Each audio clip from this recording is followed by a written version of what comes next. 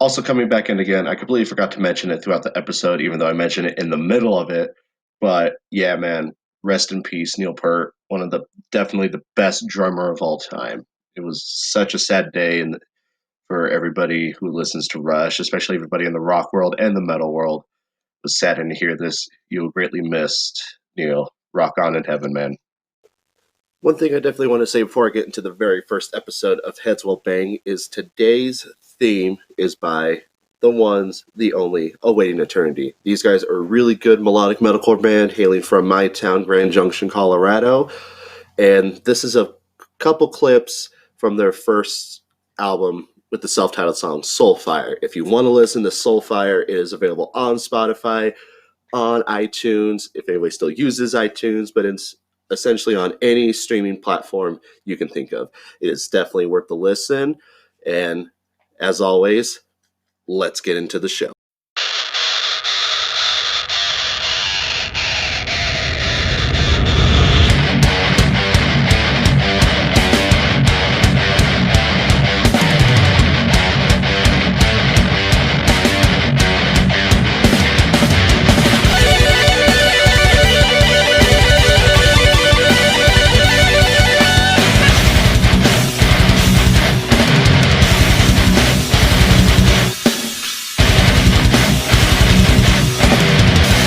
Welcome to the first episode of Heads Will Bang, a metal podcast. My name is Terrell, aka the Bald Eagle, and on today's episode we're going to go into accusations and future releases for 2020. Now, to start off this episode with talking about some accusations here, a couple stories have broken out within the last, I'd say, we had one that come out today being actually, no, it came out on the 14th. Haha, this is really hard-hitting journalism right here, guys. And this one is quite the doozy. Iron Reagan fires bassist over allegations of predatory behavior. For those who don't know, Iron Reagan is a crossover hardcore kind of thrash band. And I've never been the biggest fan of them, but they put out some really good music. I will say that.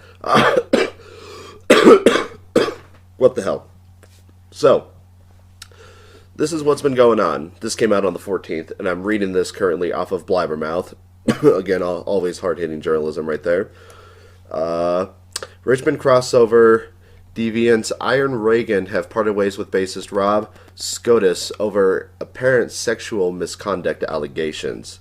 Earlier today, the band released the following statement, effective immediately. This is going to sound very similar to another story we're going to talk about, but we'll get to that when we get to that. Effective immediately, Robert Scrotus, I don't know, I'm just going to say Rob, is no longer an active member of Iron Reagan. We apologize for our delayed response and the allegations against him, and hope we haven't caused any further harm by not responding until now.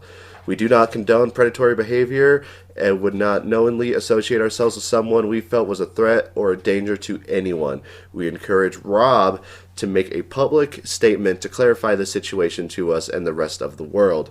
Now, this is a big deal because, one, I also don't condone predatory behavior or any kind of behavior like this. But when it comes to, someone like Rob, he should definitely, put out a statement, in which he has.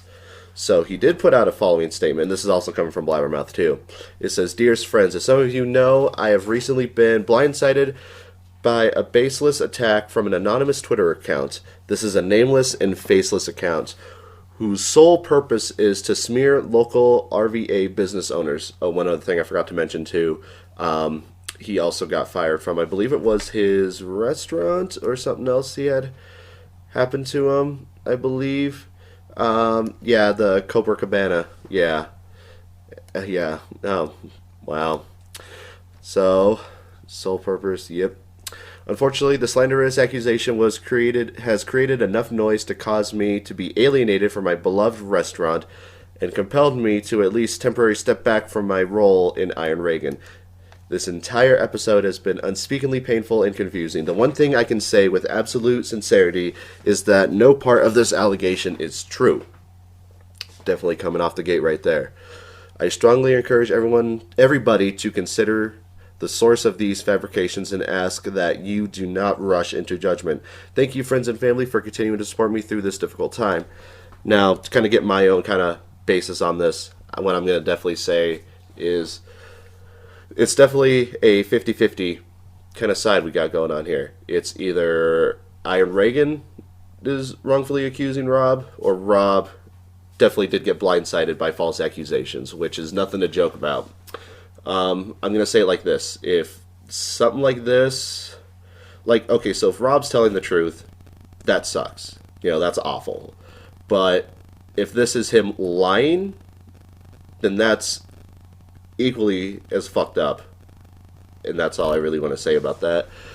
I definitely do want to say I hope Iron Reagan goes through with whatever else they got going on. I believe their last full length was 2017.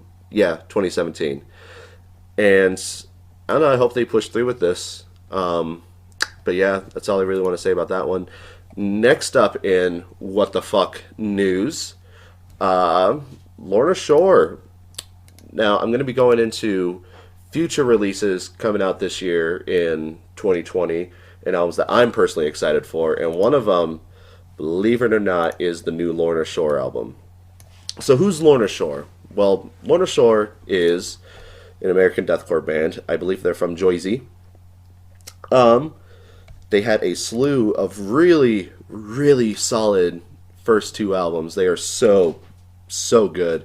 Psalms from 2015, and my absolute favorite was Flesh Coffin from 2017. Now, they were part of what is kind of seen as the deathcore three-way, and not that kind of three-way. Get your mind out of the gutter. So here's what happened with that, essentially with that three-way. I kind of want to start it at 2016 when Chelsea Grin put out the really awful album Self-Inflicted. They did not really gain, I don't think they really gained any new fans from that. If anything, I think they lost a lot of the older ones from that.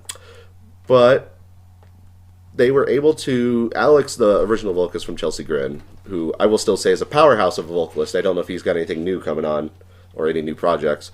But he left Chelsea Grin, and Chelsea Grin tapped Tom Barber from Lorna Shore, and Tom's a great vocalist.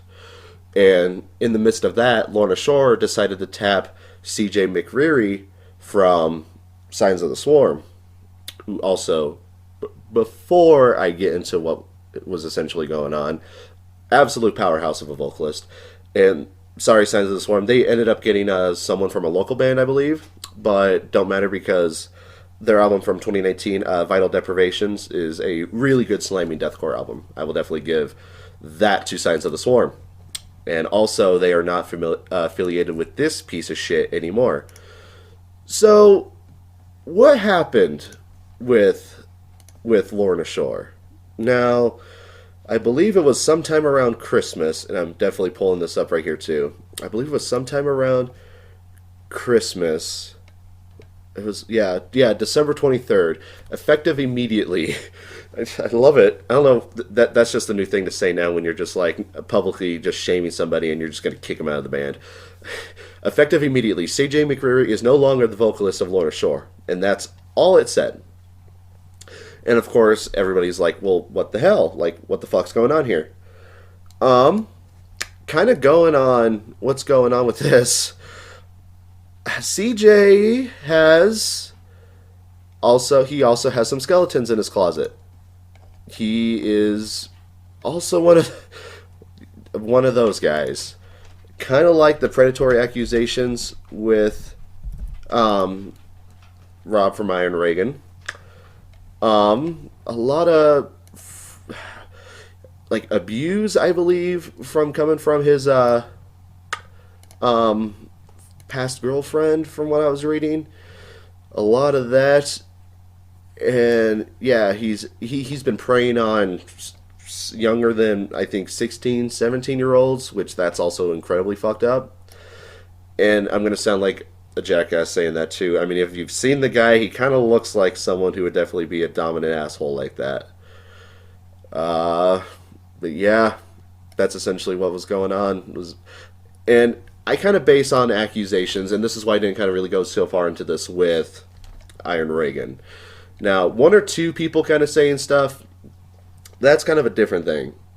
But if there's multiple statements from people saying, "Hey, I've had this interaction with him," and all that, it goes past just he said, she said, because there's been a lot of people, and I'm looking at some of them now. Yeah, something about pissing on people. I don't know, but it's just kind of it's disgusting. It's really really fucked up. Yeah, abuse and racism allegations pile up against ex Lorna Shore vocalist. Yep, and this is why we got also getting this bit I'm going to be reading off here from Metal Sucks by Vince Neilstein.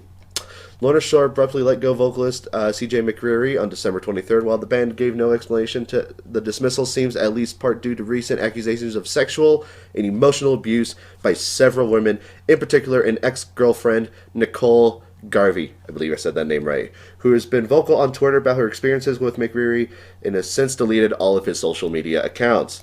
Now, if you're just going to delete, it's one thing to be like, I'm going to delete my social media accounts, and before I do, I'm going to clear up and say, hey, this wasn't me, or how he, if he at least was like, hey, I am this guy, and I've said all this, and I've done all this, I'm sorry, I'm going to progress and get better. That's one thing, but just deleting your accounts just right away kind of says a lot right there.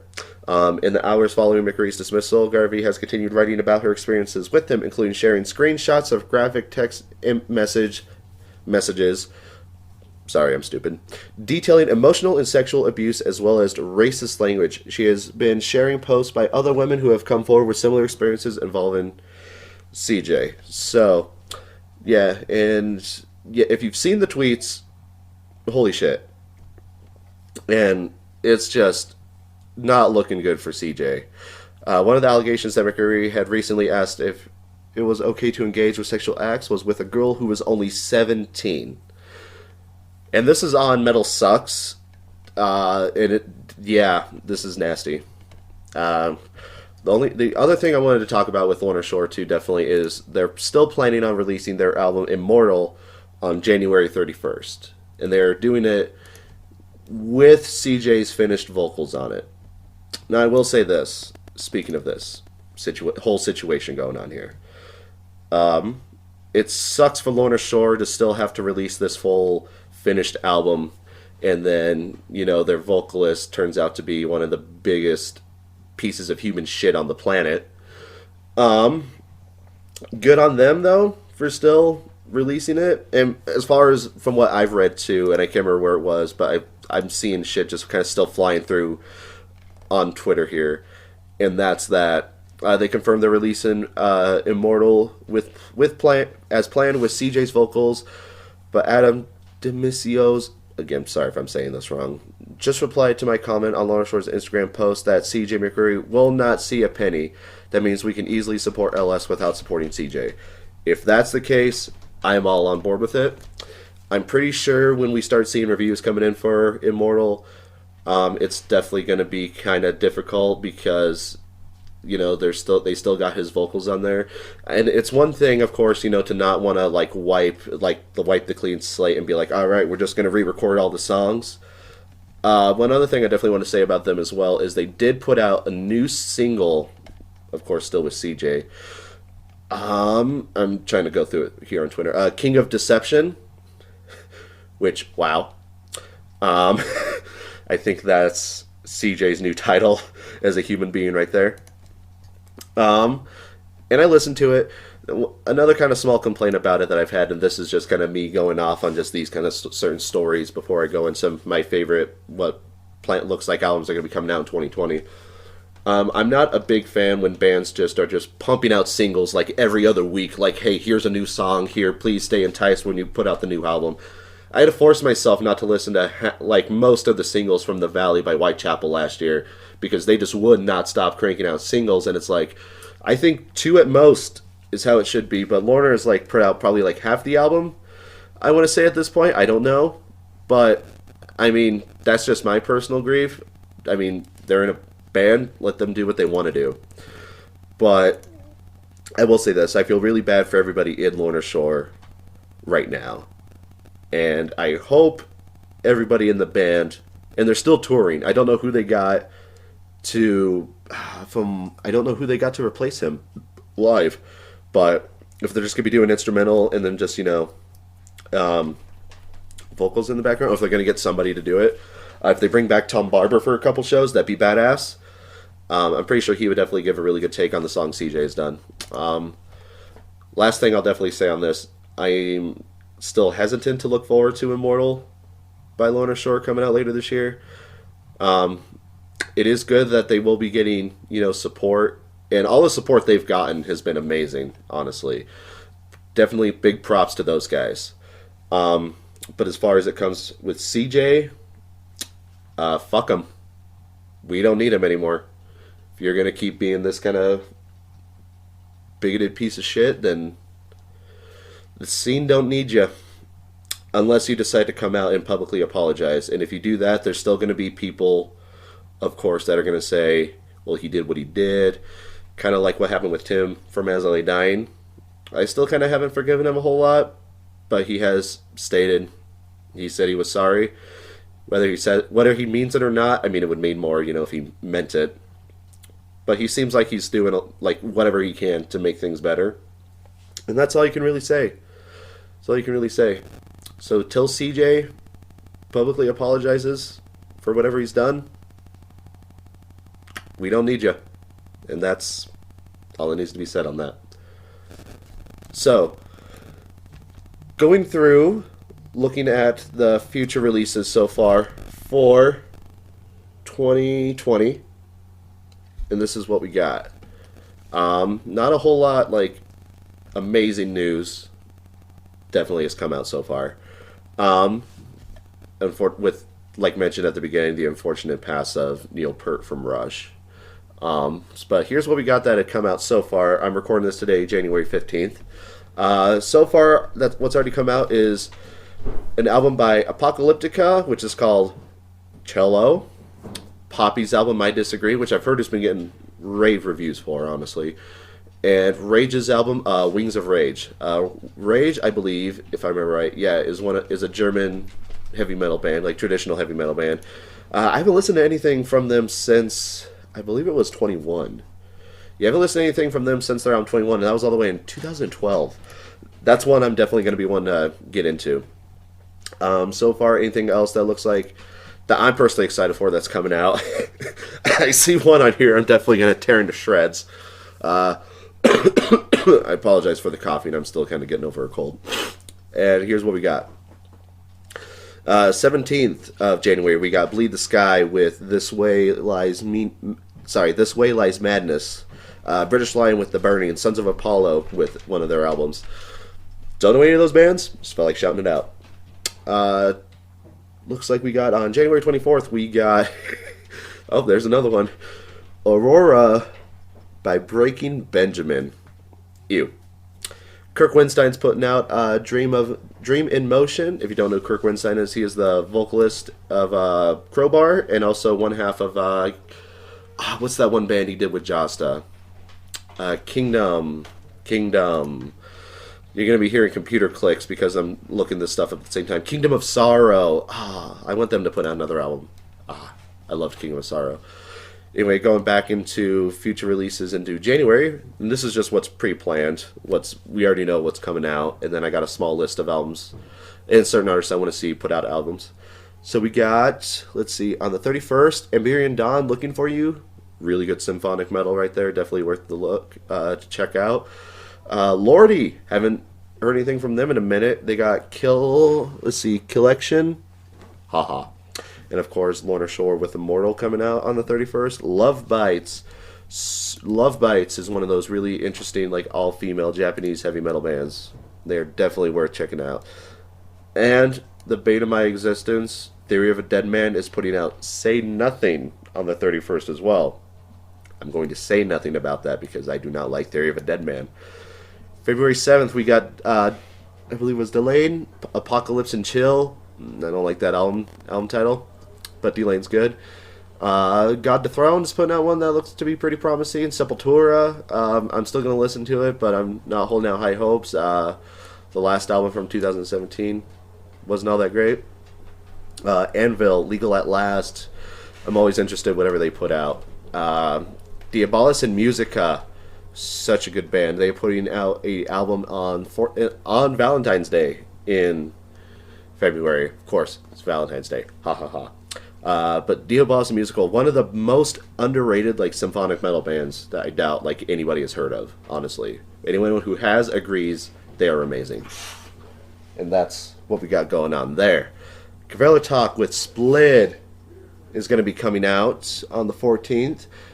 That is the first album on Rise Records. On Rise Records. That's definitely going to be a good one. Mirror is still my favorite album by Cavallo Talk. This one's going to be an interesting one. Suicide Silence is putting out Become the Hunter. Let's hope they live past their mistakes of Teehee Core and kind of go with that. Silosis, Cycle of Suffering, also on the 14th. Really looking forward to that one. Yeah, guys, February alone is looking like a pretty promising month. On the 20th, Reflections is putting out Willow, one of the best progressive genty metalcore bands. Definitely worth a listen there. On the 21st, one of my all-time favorite bands, Amity Affliction. Everyone Loves You Once You Leave Them. Such an emo title, but I absolutely love it. It's coming out on the 21st. They are. I hope it's better than Misery. You know, going off of the singles, from what it sounds like, I'm definitely going to say it sounds like it's going to be better. Because Ivy Doomsday, but it was a good intro. Kind of, what was it, like first single? Didn't do much after that, man. Drag the Lake was a good song, though, I will say that. Also coming out on the 21st, Ozzy Osbourne with Ordinary Man, his first album in 10 years. Hopefully going to be promising. I don't know who we really got.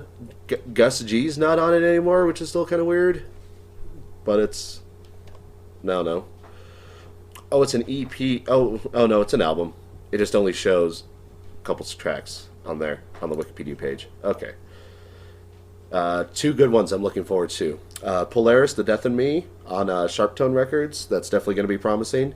As well as The Word Alive with Monomania. Word Alive is definitely pretty good metalcore, and Polaris is really good too. Those are ones I'm definitely looking forward to. And of course, on the 28th, we got F8 by Five Finger Death Punch. Yuck. Dark Fortress, Spectres of the Old World.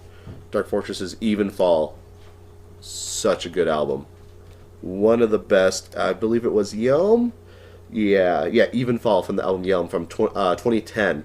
I think is it their first album? No, Veneral Dawn was 2014, so they haven't done an album in a while. Definitely looking forward to see how that turns out. Also on the 20th, Beneath the Massacre, Fearmonger. Haven't heard anything from them in a long time, and I'm definitely looking forward to that. As well as we got Tombs putting out an EP, Monarchy of Shadows. Tombs, for those who don't know, they're one of those really good like avant-garde kind of like post-metal bands. They put out an album in 2011 called The Path of Totality. Not the Korn dubstep album, but Path of Totality was a really good album.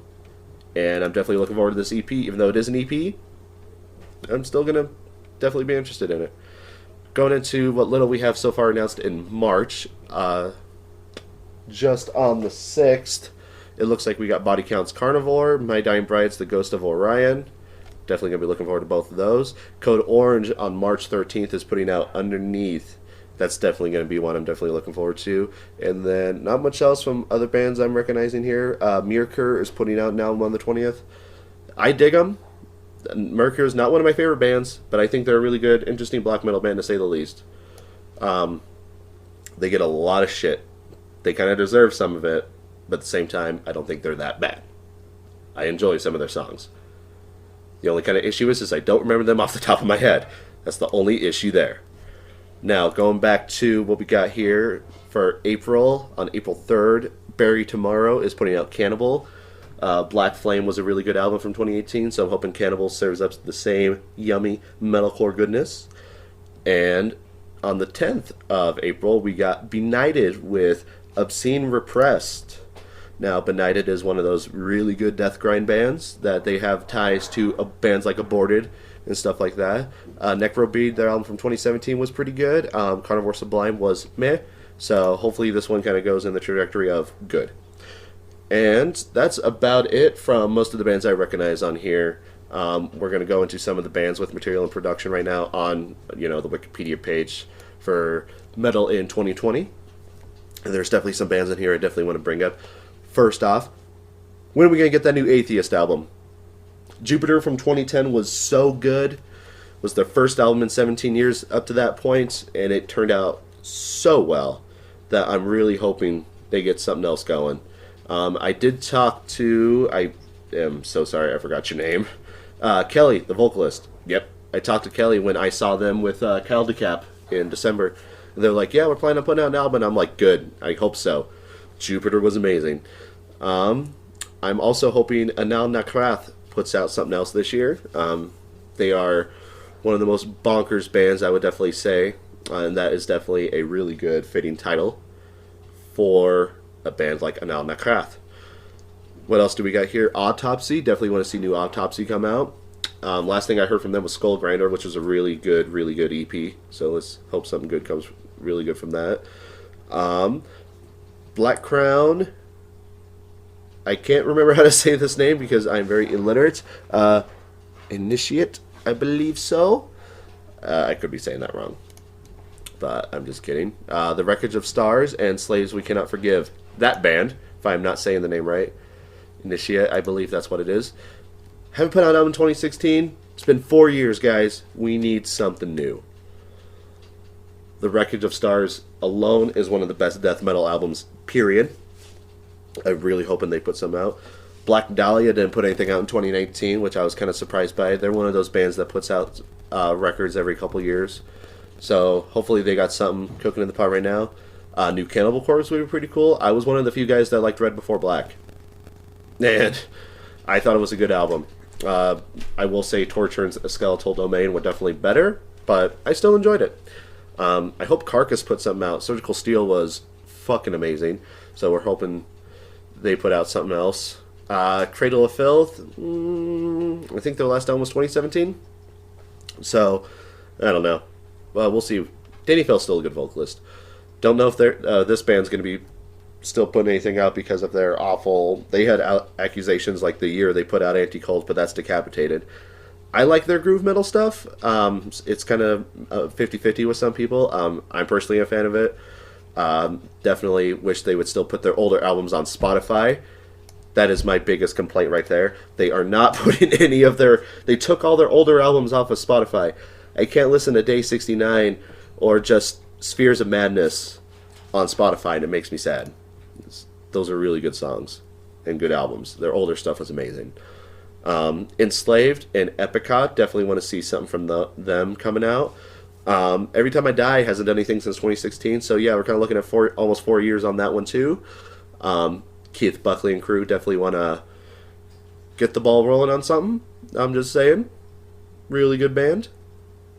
Really good for hardcore. I'm more of a hardcore kid kind of at heart, honestly. Like when it's not coming to like metalcore or like slamming brutal death metal, which is what I've been listening to a lot lately. Dig some hardcore, so definitely would love to see that. Also, Fozzy put out Nowhere to Run in 2019, and it was a good single. They put on a very good show. I'm not just saying that so Jericho doesn't put me on the list. From Les Champions. I'm going to be dropping a lot of wrestling references on this podcast, so if you don't get it, I don't care. Gemini Syndrome, definitely want to see something from them coming out. I want them to finish that trilogy that started with, I believe it was Lux. Yeah, Lux and Memento Mori with those albums. Yeah, it was Lux and Memento Mori. Lux was good. Memento Mori, I really dug.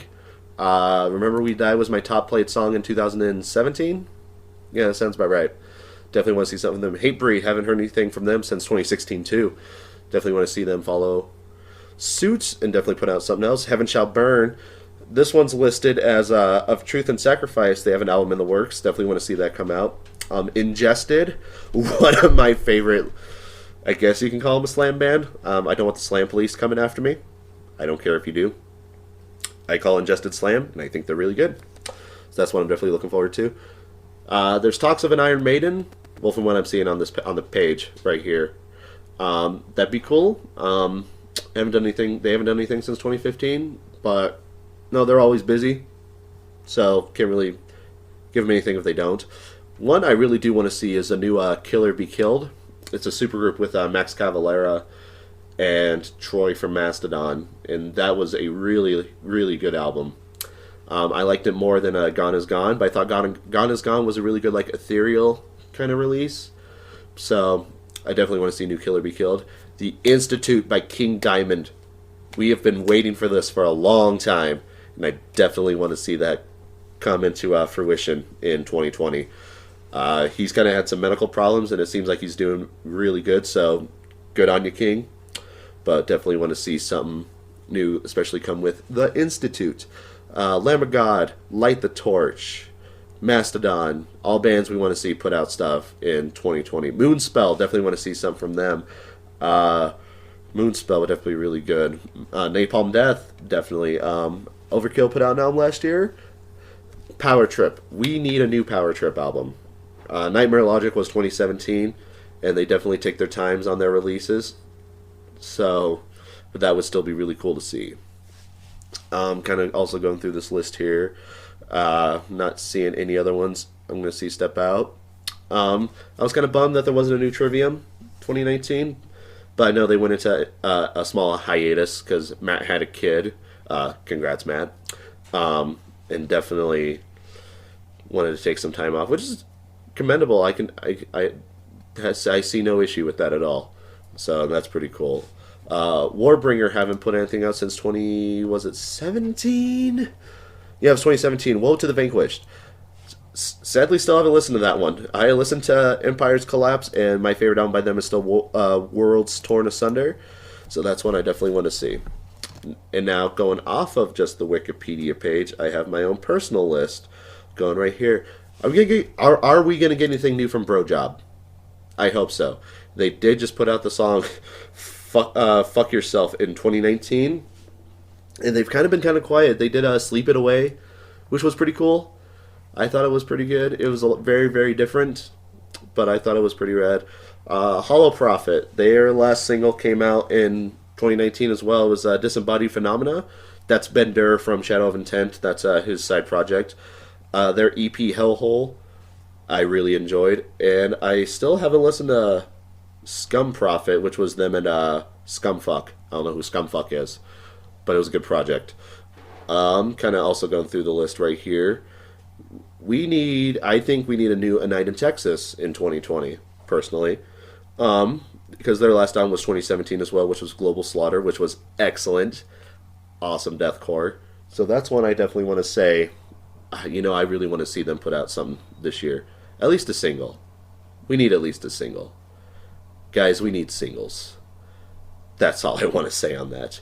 Kind of also going through some of these other kind of, on the verge of, deathcore.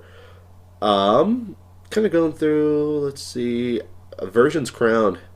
Haven't done anything since 2017, since Genocide, or Xenocide. I believe it was, Xenocide. That's what it was. That was a good album. Definitely want to see something new with them. That would definitely be pretty rad. Make Them Suffer. We need something to make them suffer this year.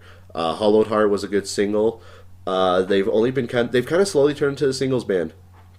Honestly, they put out 27 in 2018, didn't really do much with that. And then Hollowed Heart, which was really good. It was a really good single. But we need more Make Them Suffer albums. They're one of my favorite deathcore bands. Within the Ruins, are we going to see a new album with their new vocalist? Sorry, man, I forgot your name. But I definitely want to see them put out something else, because their last album, which was Halfway Human, was a really good album. I really dug it. That's one I definitely want to see. Veil of Maya. We need a new... I just put my phone down because I want to sound very urgent right now. We need a new Veil of Maya. Their last album also was 2017. Every band just decided to stop in 2017. But False Idol was such a good album.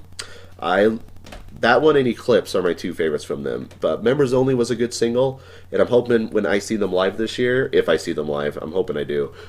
They definitely throw down some new tasty jams. That's definitely what I'm hoping for with them. But Members Only was a good single, so definitely got high hopes on that one for them. Let's see here. What else do we got?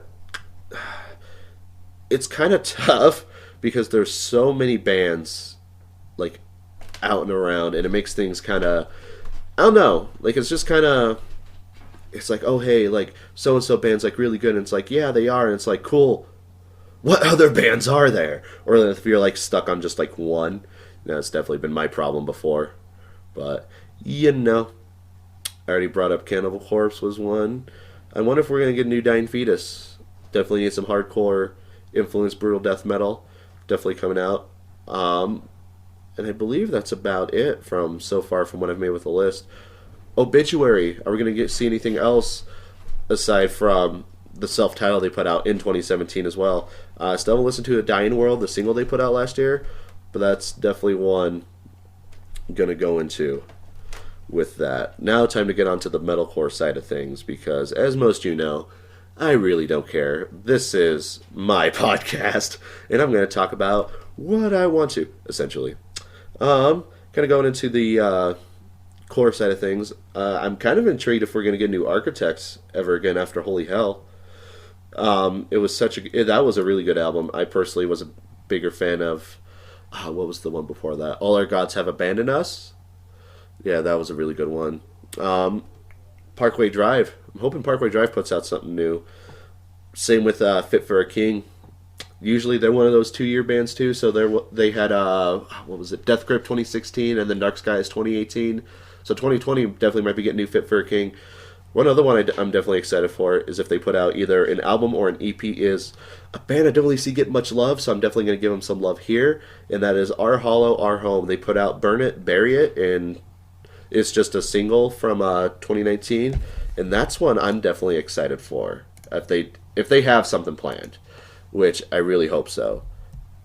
Anyway, that's pretty much about it for this first episode. One other thing I definitely wanted to keep as like a special announcement at the end.